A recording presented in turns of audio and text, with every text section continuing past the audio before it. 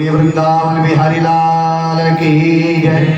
श्रीमद् भागवत महापुराण की जय। जय जय श्री राधे श्याम।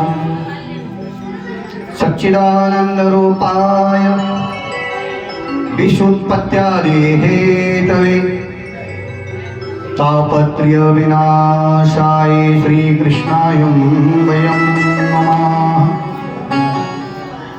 नारायणं नमस्कृत्य नरं चैव नरोत्तमं देवीं सरस्वतीं व्यासं ततो जयमुदीरयेत्।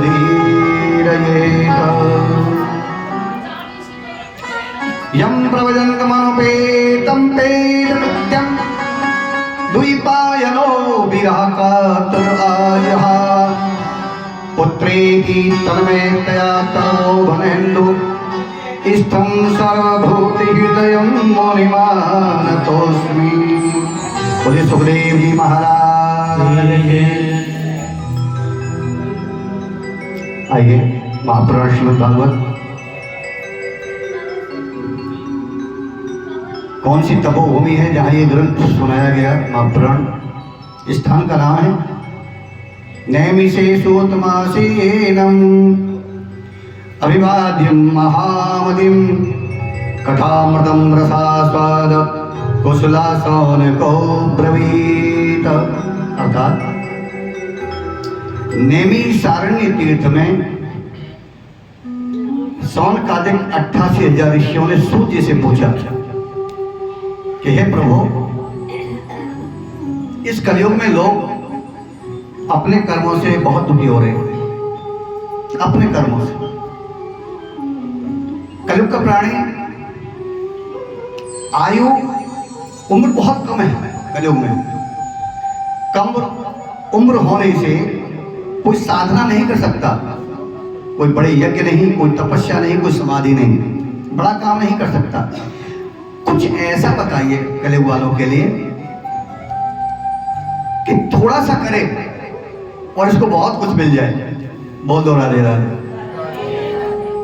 कलयुग में जीव की क्या इच्छा रहती है? कलयुग जीव की कि वो थोड़ा काम करना चाहता है भगवान के आगे, बहुत ज्यादा चाहता है। भगवान को क्या कहेगा कि थोड़ा चढ़ाएगा, ज्यादा मांगेगा। कलयुग वाला कभी देख लेना, मंदिर में भी जाएगा ना तो याचना बड़ी होगी, जो देगा वो कम होगा। बोलो राधे राधे। एक चढ़ाकर हजारों की मांग करेगा भगवान से, एक चढ़ाकर लो प्रभु आपका है सब, ये बोलेगा, लेकिन चाहेगा कितना? कलयुग बताया लक्षण। तो ऐसे कलयुग वालों के लिए आप कोई ऐसा साधन बताओ वो थोड़ा करे, ज्यादा मिल जाए। ऋषियों को पता था कि कलयुग में जीव कैसे होंगे। तब दया आई। उधर सूजी महाराज सौनकादिक को बताते हैं और इधर सुखदेव जी महाराज राजा परीक्षित को बताते हैं। गौकर्ण जी महाराज जो कथा सुना रहे हैं धुंधकारी को, 3 जगह कथा चल रही है एक साथ सुना रहे हैं। बड़ा सुंदर कलयुग वालों के लिए पूछा है सौनकादिक ऋषियों ने सूत जी से। तब सूत जी बड़े प्रसन्न हुए जब ऋषियों ने कहा महाराज ये कलयुग बड़ा भयानक होगा। कलयुग का अर्थ है काल, याद रखना। कलयुग का अर्थ है काल और काल का रूप है सर्प। इतना बड़ा सर्प जो मुंह खोल के खड़ा है सबको डसने के लिए, सबको खाने के लिए। ये कलिकाल भयानक सर्प है। ब्याल, ब्याल माने सर्प। काल ब्याल मुखग्रासा वर्णन करते हैं वेद व्यास जी।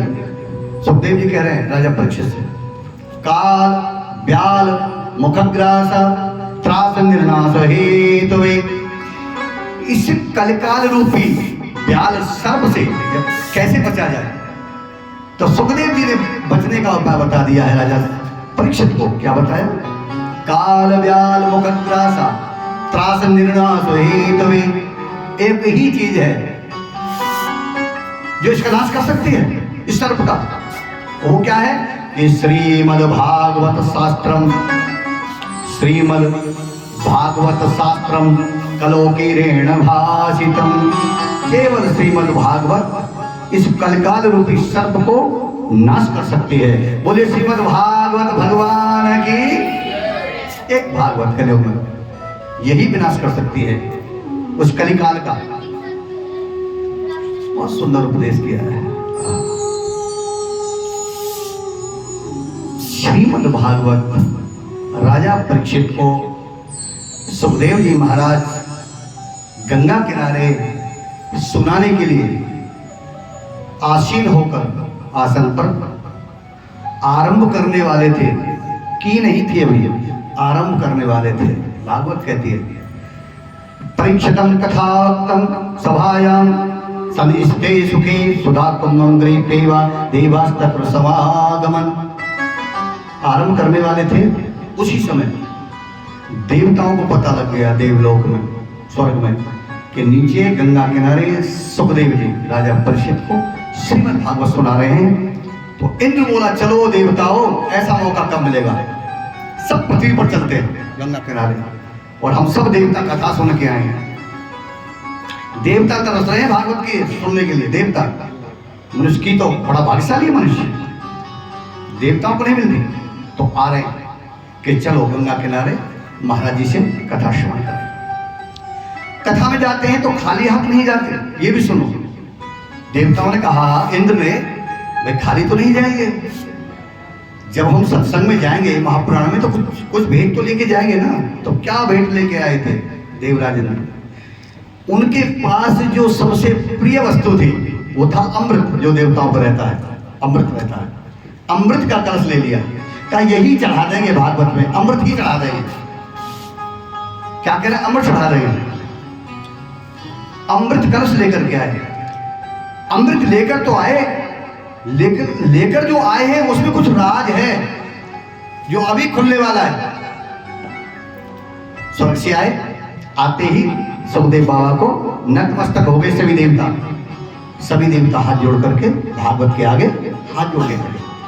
भागवत कहती है सुखम नुक्त्वा वदन् सर्वे स्वैकार्य कुशलासुरा तथा सुधाम प्रियच्छस्व ग्रीदेवा सुधामेवम् एवं विनिमय हो जातो सुधाराज्ञा प्रपीयताम प्रपश्यामो वयम सर्वे श्रीमद्भागवतम अमृतम। अर्थात अमृत कलश महाराज जी के आगे रख दिया। सुखदेव जी ने देखा, आश्चर्य हो गया। स्वर्ग से देवता आ गया। इंद्र आज स्वर्ग छोड़ के आप पृथ्वी पर कैसे आ गए? प्रभु कथा सुन रहे हैं महाराज जी, भागवत सुनना चाहते हैं। अच्छा भागवत सुनने आए सभी देवता, इंद्र लेके आया। महाराज जी बोले अच्छी बात है, पर ये कलश में क्या लाए हो? कि महाराज खाली हाथ नहीं जाते ना, अमृत है इसमें, हम भेंट चढ़ाने के लिए भागवत में अमृत लाए हैं। सुखदेव जी बोले इसकी क्या जरूरत है, इसकी आवश्यकता तो थी नहीं। तो इंद्र क्या बोले? थी महाराज जी। क्या? कि राजा परीक्षित को शाप लगा है कि 7वें दिन तक्षक नाग डसेगा, अकाल मृत्यु हो जाएगी। तो हमने विचार किया, इंद्र कह रहा है, कि राजा को मरने नहीं देंगे, ये अमृत हम राजा को पिला देंगे। बोलिए भागवत भगवान की। ये अमृत कलश जो लाए हैं ना महाराज जी, आप राजा परीक्षित को पिला दो, ये फिर मरेगा नहीं, अमृत पी करके अमर हो जाएगा। महाराज जी से बात हो रही है इंद्र की, सुखदेव जी से। सुखदेव जी बोले अच्छा इसको अमर करने आए हो, और क्या चाहते हो? इसके बदले, अब बात बदले की आ गई, अमृत के बदले, क्यों हम अमृत राजा को पिला देंगे और आप राजा को जो कथा का अमृत पिला रहे हो वो आप हमें पिला दो, यानी कथा हमको सुना दो। दोनों की बात बन जाएगी। अदला बदली करने का विचार करके आए थे कि ये चढ़ा देंगे और ये ले लेंगे। बोलो राधे राधे। अदला बदली से कथा नहीं सुनी जाती है, याद रखना। अगर कोई अदला बदली करके कथा को खरीदना चाहे तो नहीं खरीद सकता है। बाबा सुखदेव को क्रोध भी आया, हंसी भी आई इस बात के ऊपर। और क्या कहा? अरे देवताओ, स्वर्ग में रहते हो लेकिन तुम्हारी बुद्धि फिर भी विपरीत चलती है।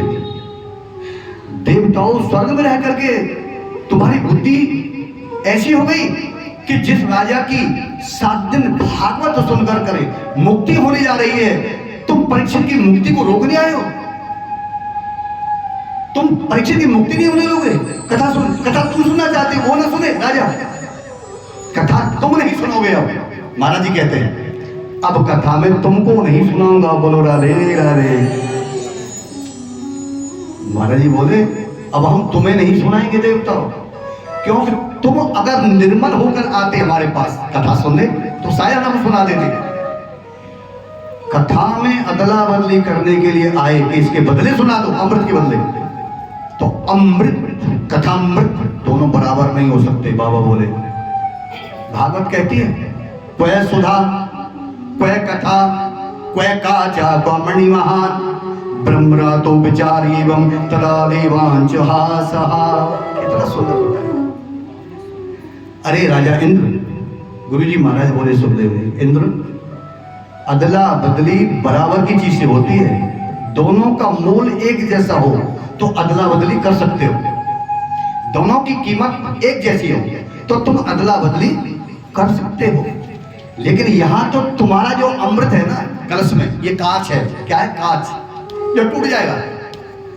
और जो भगवान का कथामृत है मेरे पास जो सुना रहा हूं, ये मणि है, अनमोल मणि जो कभी नहीं टूटती।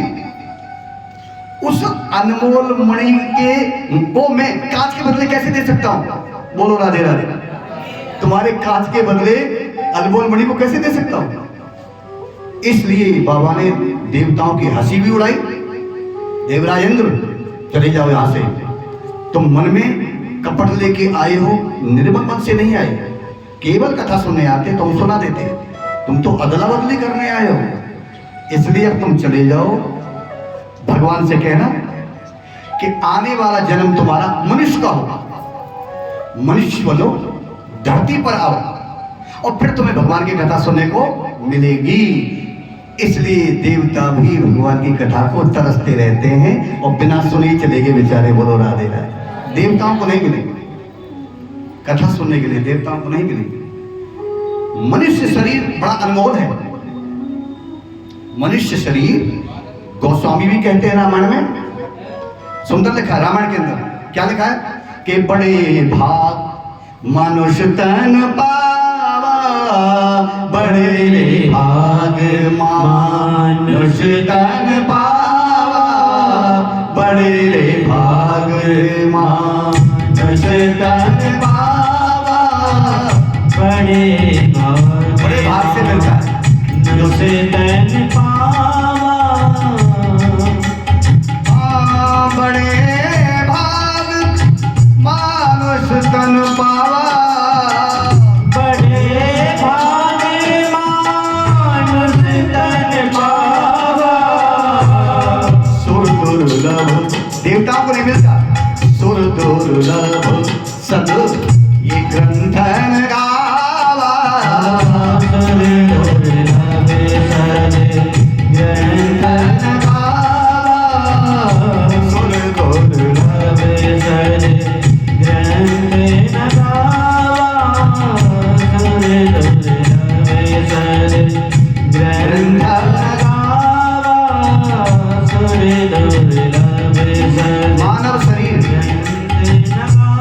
मानव शरीर मुक्ति के लिए मिला है। याद रखना, रामायण कहती है कि बड़े भाग से मिला है मनुष्य शरीर, और तुझे मुक्ति के लिए मिला था कि मानव शरीर से तुम मुक्ति पा सकते हो। और कोई योनि 84 लाख में केवल मानव शरीर से मुक्ति मिलेगी और किसी से नहीं। तुलसीदास कहते हैं ये शरीर नहीं है, ये मुक्ति का साधन है। अरे साधन धाम मुक्ति का द्वारा, मुक्ति का द्वार है शरीर। साधन धाम मुक्ति का द्वारा, जाए न पाए पर लोक संवारा, जाए न पाए पर लोक संवारा, जाए न पाए पर लोक संवारा, जाए न पाए। मनुष्य शरीर पाकर के जिसने मुक्ति के लिए उपाय नहीं किया तो वो संसार में पशु की तरह है। वो फिर मनुष्य नहीं है। जिसने कभी ये नहीं सोचा कि मैं मनुष्य भगवान ने क्यों बनाया, जो सबसे उत्तम है धरती पर, बुद्धि मनुष्य के अंदर है और किसी में नहीं है। बोलो राधे राधे। भगवान को मनुष्य ही प्रकट कर सकता है, कोई और नहीं संसार में। ये प्रेम से, ये भक्ति से भगवान को सामने प्रकट कर देता है। इतनी शक्ति मानव के अंदर। लेकिन समझ तो जाए कि मैं क्यों आया हूं यहां। अगर ये जीवन केवल खाने में, शौक मौज करने में, ऐसे ही लुटा दिया, या सोने में, मेरे को सोने में लुटा दिया, तो व्यर्थ हो जाएगा। हम तो यहां तक कहते हैं कथा में, अगर किसी को सोना ज्यादा अच्छा लगता हो, नींद ज्यादा आती हो ना, और वो घर में सोता है, तो हम कहेंगे कृपया कृष्ण मंदिर में आ जाए, आज से 7 दिन भागवत चलेगी। घर में न सोकर हमारे सामने या मंदिर में, यानी भागवत के आगे आगे सो जाए, हमें अच्छा लगेगा। बोलो राधे राधे। यहां सोए कोई नहीं जगाएगा, यहां आपको कोई नहीं जगाएगा। अब आप कहोगे कि ब्याज जी आप सुलाने के लिए बुला रहे हो, यहाँ लोग कथा सुनने आते हैं। नहीं, घर में सोना भी बुरा है, घर में सोना भी बुरा है, और यहाँ कथा में सोना भी अच्छा है। कम से कम कानों में आवाज तो जाएगी सोते जो, जय तो बोलेगी, कल्याण तो होगा। तो मेरे भैया मेरी मैया, घर में मत बैठो, नींद आ रही है तो यहाँ के सो जाओ, मंदिर में, कृष्ण मंदिर में आओ, 7 दिन आराम से सो, जगना हो तो जगो। बोलो राधे राधे। देवता चले गए, ब्रह्मा जी को अच्छा नहीं लगा। ब्रह्मा जी को, ब्रह्मा देखो जो सारी सृष्टि की रचना करता है, उसने मन में क्या विचार आया, भाई ये तो सुखदेव जी ने अच्छा नहीं किया, मेरे देवताओं को भागवत नहीं सुनाई। आखिर ये भागवत ऐसी हो गई, सारे वेद मेरे पास है, 4 वेद, 18 पुराण, 6 शास्त्र, ब्रह्मा के पास है सब कुछ मेरे पास है, मेरे ही बच्चों को नहीं सुनाई। बोलो राधे राधे। सुखदेव जी ने हमारे बच्चों को, देवताओं को नहीं सुनाई। आखिर ऐसा क्या है भागवत में जो नहीं सुनाई? आज ब्रह्मा की बुद्धि विपरीत हो गई भागवत के प्रति। आज भागवत की परीक्षा लेना चाह रहे हैं ब्रह्मा कि क्यों नहीं सुनाई, इसमें ऐसा है क्या? तो भागवत कहती है राज्ञा मोक्षम तथा वीक्षा पराघाता विस्मता। ब्रह्मा जी के लिए भागवत कहती है राज्ञा मोक्षम तथा वीक्षा पराघाता विस्मता सत्यलोकी तुलाम पत्वा तोलियत साधनं यजा। आज ब्रह्मा जी भागवत की परीक्षा करेंगे। बोलो राधे राधे। भागवत की परीक्षा करना ऐसे समझो, भागवत क्या है? कृष्ण है। भागवत क्या है? कृष्ण है। सुबह भी प्रातःकाल बताया था मैंने, भागवत क्या है? कृष्ण है। और कृष्ण की कोई परीक्षा करे, मतलब ब्रह्मा की बुद्धि विपरीत हो गई, कृष्ण की परीक्षा करने चला, कृष्ण की, कि आखिर भागवत में क्या ऐसा है जो नहीं सुनाया गया, तो आज मैं परीक्षा कर लेता हूं। ब्रह्मलोक में बैठ करके तराजू उठाई, परीक्षा भी कैसे कर रहा है देखो ब्रह्मा। जब बुद्धि बिगड़ती है ना, ब्रह्मा की बिगड़ जाती है। तराजू उठाई ब्रह्मा ने, एक पल्ले में 4 वेद, 18 पुराण, 6 शास्त्र सबको रख दिया। वेद पुराणों से आज भागवत को तोलेंगे आज, और ये देखेंगे कि मेरे वेद भारी हैं या भागवत भारी है। अब बात भारी की आ गई कि भारी कौन है, हैं? भारी कौन है, भागवत भारी है या वेद पुराण भारी है? मेरे तराजू से तोल रहे हैं ब्रह्मा जी। भगवान कृष्ण ने मन में कहा अच्छा हमारी परीक्षा लोगे तुम? तो एक पल्ले में सारे वेद पुराण जो कुछ ब्रह्मा पे था सब रख दिया, और एक पल्ले में छोटी सी भागवत जो आपके सामने है, ये उठा करके ब्रह्मा ने जैसे ही रखी, दूसरे पल्ले में इतना भारी हो गया, पल्ला के नीचे चला गया, वेद पुराण सब उठ गए और भागवत भारी हो गई, नीचे बैठ गया पल्ला जिसमें भागवत रखी गई थी। ब्रह्मा भी घबरा गया, ये छोटे से ग्रंथ ने इतना वजन कि तराजू नीचे हो गई, वेद उठ गए। तो ब्रह्मा भी चकरा गया, कुछ तो है। बोलो राधे राधे। छोटे से ग्रंथ में कुछ तो है, इतना भारी हो गया। ब्रह्मा ने कहा प्रभु कहाँ गलती होगी मेरे से, आखिर इसमें है क्या? तो तराजू में जब देखा भागवत को कि छोटे से ग्रंथ में है क्या, तो क्या देखा कि श्रीमद् भागवत में मेरे गोपाल आहा लड्डू गोपाल मेरे कन्हैया बैठे और ब्रह्मा से कह रहे हैं देख लो कौन है। अरे महाराज आप हैं कि मैं ही तो हूं, मेरी परीक्षा करने चले थे। प्रभु भूल हो गई, ब्रह्मा बोले भूल हो गई, पता नहीं था कि ये आप हैं। कहा श्रीमद् भागवत मेरा रूप है, मैं ही हूं, अभी कब तोड़ने की कोशिश मत करना। ब्रह्मा से कहा प्रभु अब नहीं करूंगा। बोलिए भागवत भगवान की, अब नहीं करूंगा। ब्रह्मा समझ गए कि श्रीमद् भागवत से बड़ा एतस्मादम परम किंचन मनः शुद्धं न विद्यते, मन को शुद्ध करने के लिए, शुद्ध नहीं विशुद्ध करने के लिए इससे बड़ा ग्रंथ कोई हो नहीं सकता। कोई सुनो, आप कुछ भी सुन लो, लेकिन जो श्रीमद् भागवत है ना, मन को शुद्ध करने के लिए साक्षात कृष्ण है और कृष्ण प्रेम का रूप है, कृष्ण प्रेम का रूप है। इससे जो मन शुद्ध होता है, जो शांति मिलती है श्रीमद् भागवत से, कहीं नहीं मिलेगी, कहीं नहीं मिलेगी। तो ब्रह्मा भी कहेंगे प्रभु अब भूल नहीं होगी, अब हम भूल नहीं करेंगे। ऐसे मेरे गोपाल जी का चमत्कार। एक दाही विलासायाम, आगे कथा आरंभ करते हैं।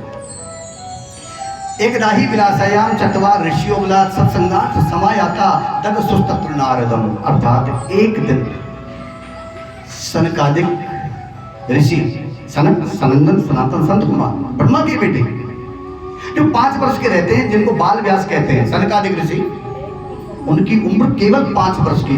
यदि 5 वर्ष के रहते कभी बड़े नहीं होते। ब्रह्मा से प्रधान है। जब अवतार लिया इन्होंने, चारों भाइयों ने, तब ब्रह्मा बोले बेटा इस सृष्टि का निर्माण करो, सृष्टि बढ़ाओ। भजन करने आए पिताजी, आशीर्वाद दे दो कि 5 वर्ष से बड़े हम कभी न हो, बच्चे ही बन के रहे। क्या मांगा? बालक ही बन के रहे। कथा पर ध्यान देना। ऐसे उनकी भगवान की तरह संसार में जो जीव ये कहेगा प्रभु मैं तो तेरा बालक हूं, ये कह के चलेगा, कभी उसे हानि नहीं होगी। कभी भी भगवान के आगे एक ही बात कहो, मैं तो बालक हूं आपका। फिर देखो कैसे ध्यान रखते हैं तेरा, वो भगवान कैसे ध्यान रखते हैं। लेकिन तू अगर बाप बन के जाएगा भगवान के आगे, तो भगवान ऐसे दिखा देंगे जा मेरा कुछ नहीं लगता, बोलो राधे राधे। बच्ची बन के जैसे उन्होंने स्वीकार किया। बाल व्यास हैं, कीर्तन करते रहते हैं, कथा करते हैं, कथा सुनते हैं। उनका नियम बद्रीनाथ जी रोज जाते हैं। बद्रीनाथ 4 भैया कथा सुनने के लिए, सुनाने के लिए। ऐसे ही जा रहे थे कि नारद जी मिल गए रास्ते में, वो भी ब्रह्मा के बेटे। नारद जी ब्रह्मा के बेटे, भाई भाई मिल गए। और नारद जी आज बीच रास्ते में उदास बैठे हुए थे, नारायण नारायण नहीं कर रहे थे। नहीं तो वो तो करते हैं, श्रीमन नारायण नारायण नारायण, ये भजन है नारद जी का।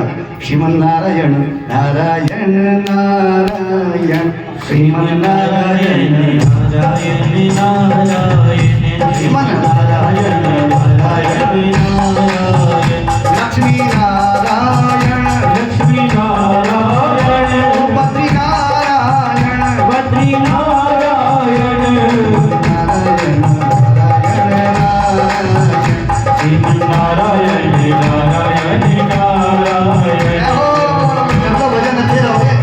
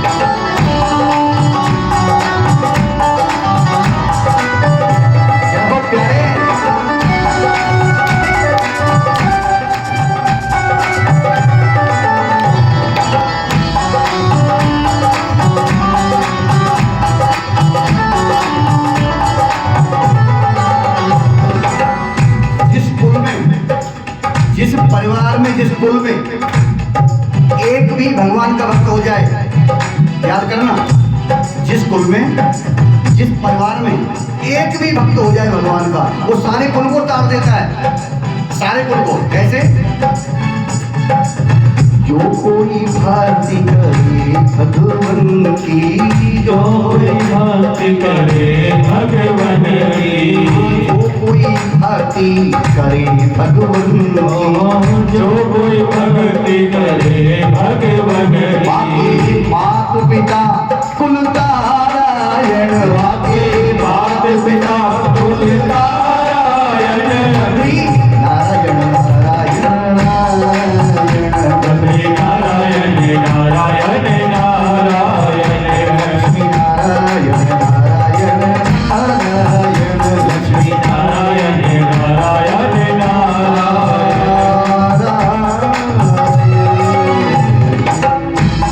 प्रेम से बोलो जय श्री राधे, जोर से बोलो। भाग्यशाली। देखिए, मंदिर में कथा का होना बहुत अच्छी बात है। भगवान बैठे होते हैं, भगवान बड़े खुश होते हैं, कथा सुन के भगवान बहुत खुश होते हैं। और कराने वाले के बड़े भाग्य हैं। तीर्थ में कथा होना, मंदिर में कथा होना। वैसे तो पार्कों में बड़े बड़े पंडाल लग के भी हम करते हैं, भगवान वहां भी बैठ जाते हैं, लेकिन सामने बैठे हो सुनने के लिए, इससे बड़ा सौभाग्य क्या हो सकता है। ठाकुर जी कितने प्रसन्न होते हैं, बड़े सौभाग्य की बात है। तो आज सामना हो गया, आमना सामना, रामा श्यामा भाई भाइयों की हो गई। एक तरफ सनकादिक, एक तरफ नारद। सनकादिक बोले, भैया नारद, आज बीच रास्ते में उदास क्यों बैठे हो? तुम तो नारायण नारायण करते थे, आज नारायण नारायण नहीं कर रहे हो। और तुम्हारा जो पीड़ा है ना, पीड़ा में जाते हैं, वो भी रख दिया आपने। वही घटना हो गई क्या? देखो पूछ रहे, 5 वर्ष के बालक है, वो पूछ रहे, बड़े ज्ञानी है, भैया कोई बात हो गई है? कुछ खो तो नहीं गया तुम्हारा कुछ? मेरे का खो गया। नारद जी बोले, मेरे पास एक पीड़ा है, खोया तो कुछ नहीं, तो उदास क्यों हो? अच्छा प्रश्न किया। भागवत कहती है, कथम ब्रह्मादि मुखा कुतश्चिंता तुरो भवान त्वरितम गमते कुत्र कुतश्चा गमनम तवा। अर्थात सनकादिक बोले, भैया उदास हो, मुखमंडल उदास है, कहां से आए हो, कहां जा रहे हो? देखो कैसे पूछते हैं, कहां से तो आ रहे हो, कहां को जा रहे हो? और बीच रास्ते में काहे को बैठ गए चौराहे पे, बीच रास्ते में बैठ गए, वो उदास होकर के, जैसे किसी का कुछ खो गया, ढूंढ रहा हो, कोई कुछ खो गया। नारद जी बोले, अच्छा पूछ। क्या बोले? मैं कहां से आया हूं, सुनो, मैं चारों धाम करके आया हूं। नारद जी बोले, चारों धाम। जब चारों धामों का बोला कि 4 धाम करके आया, तो सनकादिक बोले, भैया नारद, 4 धाम करने वाला बड़ा खुश होता है। जो 4 धाम करके आता है ना, उसके मन में इतनी प्रसन्नता होती है, चलो 4 धाम भी कर लिए। ये कहता है वो, चलो जीवन में 4 धाम भी कर लिए। और 4 धाम कौन कौन से? जगन्नाथ, द्वारका, रामेश्वर, बद्रीनाथ। ये हमारे भारत के 4 धाम हैं। 4 धाम भी कर लिए। पर तुम 4 धाम करके उदास क्यों बैठे हो? खुशी मनाओ, 4 धाम कर लिए। तब नारद कहते हैं, मैं अपने लिए उदास नहीं हूं। ध्यान से कथा सुनना, नारद क्या कहते हैं, अपने लिए उदास नहीं हूं, 4 धाम जो मैं करके आया, तो मैंने क्या देखा? नारद कहते हैं, जिस धाम में गया वहां कहीं भी लोग कोई सुखी नहीं है। ऐसा लगता है जैसे सब धामों पर कलयुग आ गया हो। किसी तीर्थ पर शांति नहीं, किसी धाम में शांति नहीं, अशांति का साम्राज्य होने लगा। लगता है कलयुग आ गया या आने वाला है। नारद जी कह रहे हैं, ये सारे लक्षण मैंने कलयुग के देखे कि मैंने अभी से, नारद कह रहे हैं, मैं तीर्थों पर गया और 4 धाम नहीं, भारत में कितने तीर्थों पर नारद जी होके आए हैं, जो भागवत कह रही है, हरि क्षेत्रम हरिद्वार, कुरुक्षेत्रम कुरुक्षेत्र, हरि क्षेत्रम कुरुक्षेत्रम श्रीरंगम सेतुबंधनम एवमाद से तीर्थेषु ब्रह्मांड एतस्तथा। बहुत से तीर्थों पर गया, कहीं शांति नहीं मिली, कहीं मुझे शांति नहीं मिली। संत का हृदय होता है बड़ा कोमल, वो दुनिया के लोगों को दुखी देख करके दुखी हो जाता है। तो नारद जी दुखी हो गए, लोगों को देख करके। कैसे लोग दुखी देखे? अब दुख सुन लो दुनिया के, कि दुनिया के लोग दुखी कैसे हैं। बोलो राधे राधे।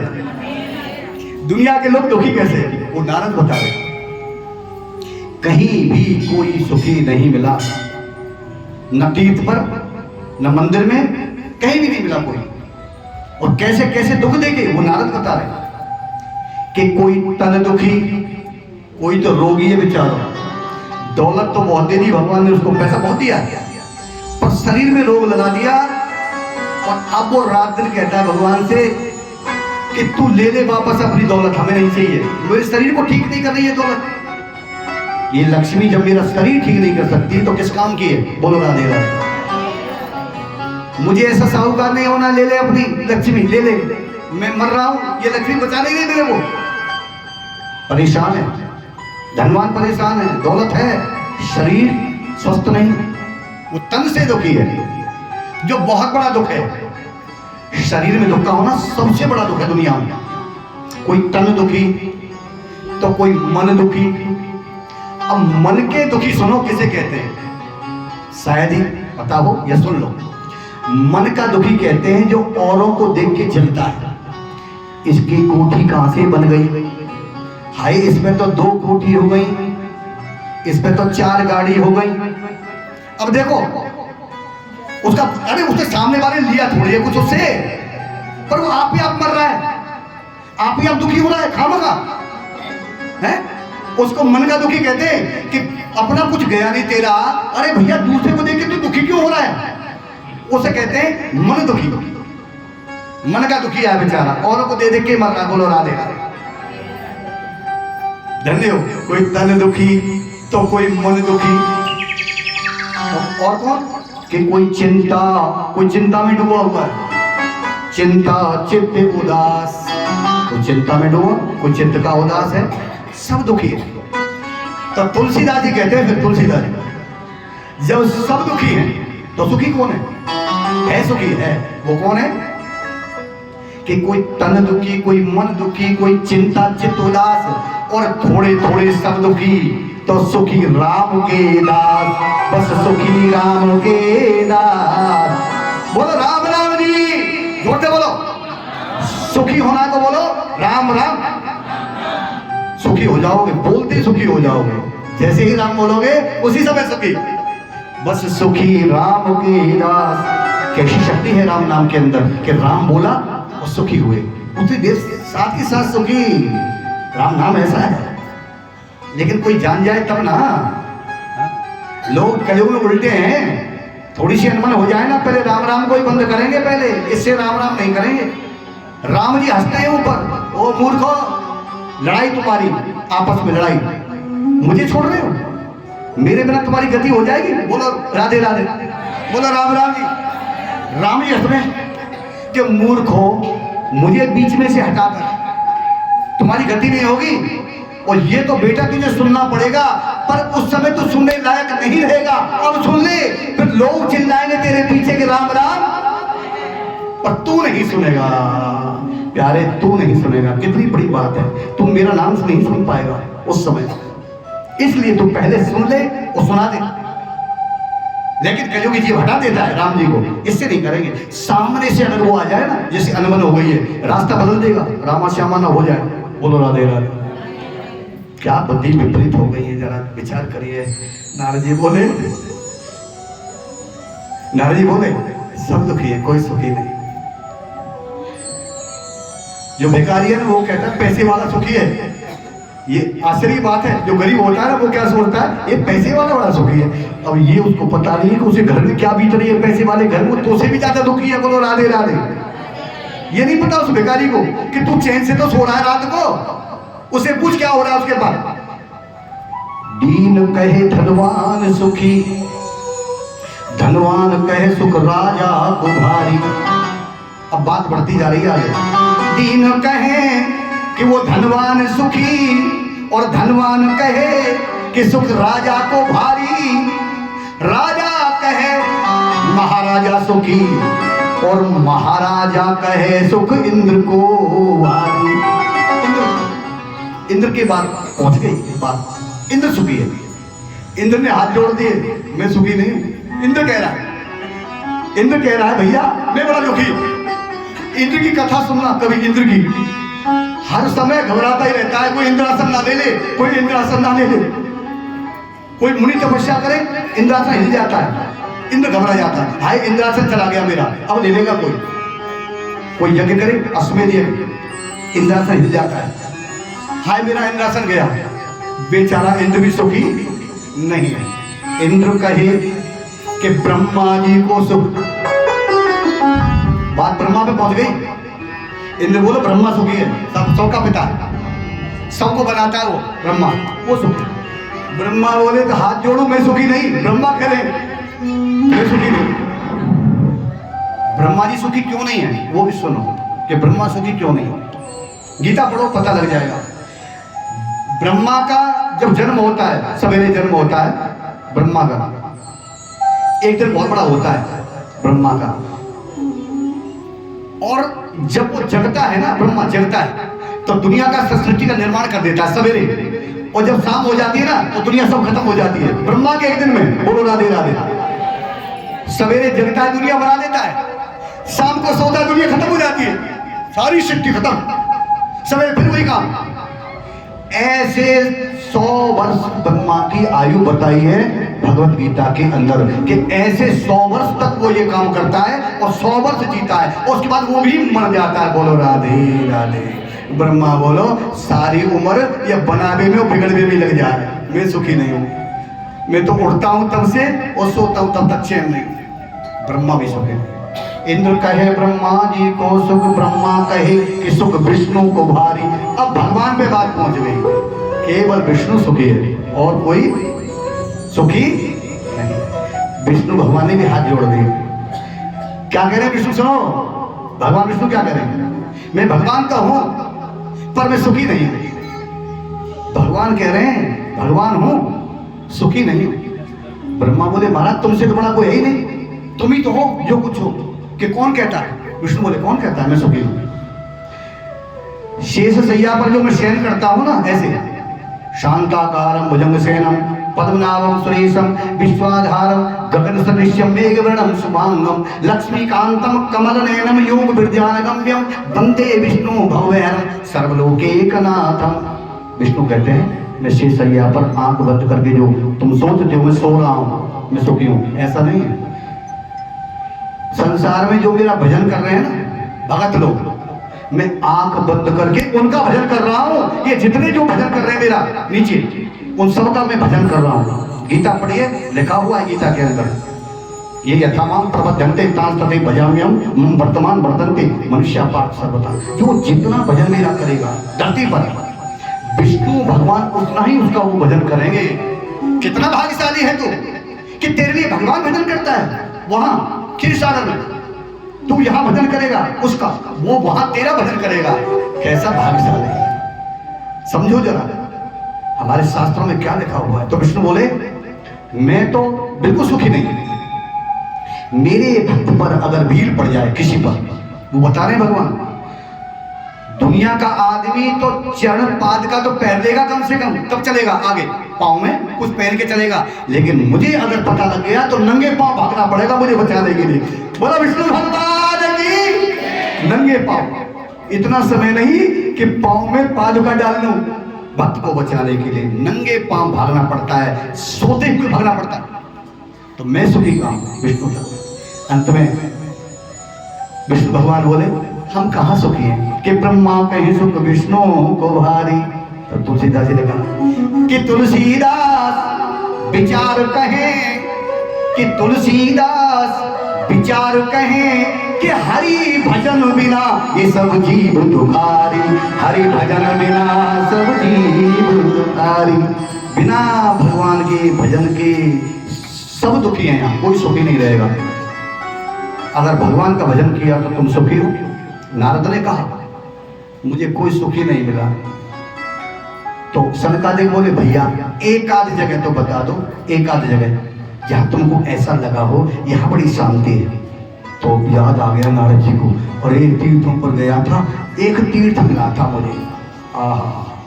तीर्थ में धामों का धाम था, वो 4 धाम नहीं था, चारों धामों से भी बड़ा था वो, वहां बड़ा सुख मिला। सरकार जी बोले नाम तो बताओ कौन सा धाम था जो चारों धामों से भी बड़ा था? कि नाम था, बोलो वृंदावन धाम की, नाम था वृंदावन। वहां पहुंच गया। नारद कह रहे हैं वृंदावन पहुंच गया। वृंदावन में जो सुख मिला, नारद बता रहे हैं वहां तो मुझे सुख मिला वृंदावन, और दुनिया में कहीं नहीं मिला, वहां सुख मिला वृंदावन। आइए चलो वृंदावन चलते हैं, पास में ही है, मेरे साथ चलो। अभी ले चलता हूँ, थोड़ी देर में ले चलता हूँ, बहुत जल्दी आऊंगा लौट करके, आप भी मेरे साथ चल रहे हैं। चलो मन श्री वृंदावन धाम, वहां रटेंगे राधा राधा नाम, ये मिलेंगे कुंज बिहारी, छोड़ के कांवर धारी। ओ मिलेंगे कुंज बिहारी, छोड़ के कांवर धारी। ओ मिलेंगे कुंज बिहारी, छोड़ के कांवर धारी धारी। ओ मिलेंगे कुंज बिहारी, छोड़ के कांवर धारी। अरे वो चलो आ जाओ, वृंदावन चलो तो आ जाओ। अरे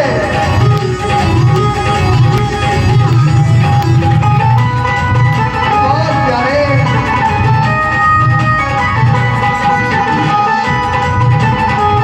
क्या हो?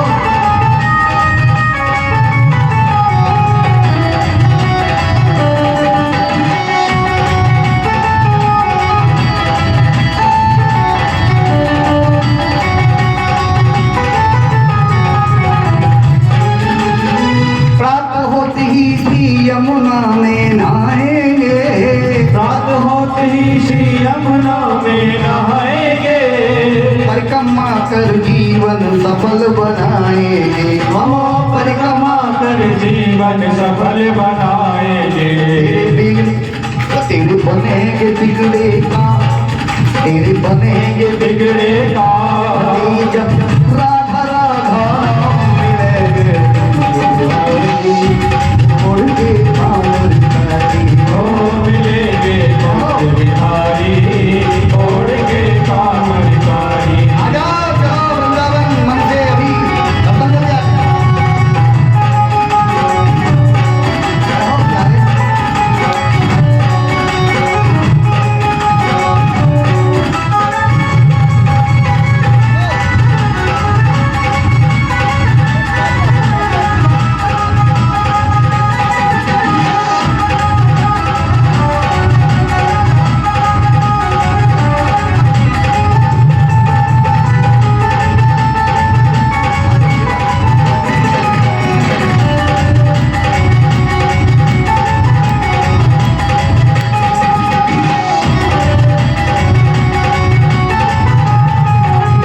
और देखिए वृंदावन में आगे जाएंगे, मधुवन निधिवन श्री वृंदावन जाएंगे। ओ मधुबन निधिवन श्री वृंदावन जाएंगे। गिर गोवर्धन परिक्रमा करे आएंगे। ओ श्री गोवर्धन परिक्रमा कर आएंगे। भगवान महाराज की जय हो। अरे गिर गोवर्धन परिक्रमा करे आएंगे। हाँ, श्री गोवर्धन परिक्रमा कर आएंगे। हाँ, बसेंगे बरसानो नंदगांव, बसेंगे बरसानो नंदगांव। रटेंगे राधा राधा नाम, मिलेंगे कुंज बिहारी,